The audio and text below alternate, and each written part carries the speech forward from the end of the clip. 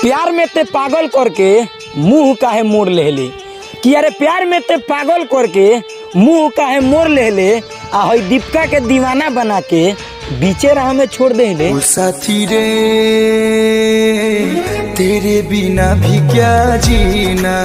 डर नहीं खे जमाना के जिएलन ईशान से कि अरे डर नहीं खे जमाना के जिएलन ईशान से।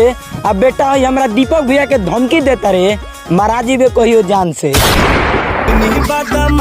तोरा प्यार में आवे लागल नाम रंगदार में। दिन भरी फोन मैसेज करेला तू काहे ना बतियावेलू कि अरे दिन भरी फोन मैसेज करेला तू काहे ना बतियावेलू।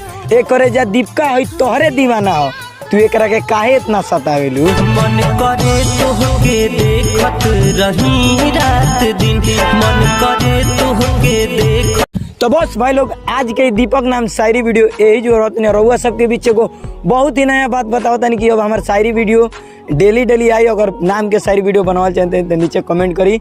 दौरी उरी सब तनी आदमी बिजी रहा तो मिलल जी फिर से अगले नेक्स्ट वीडियो में। तब तक के लिए आप सभी को बाय।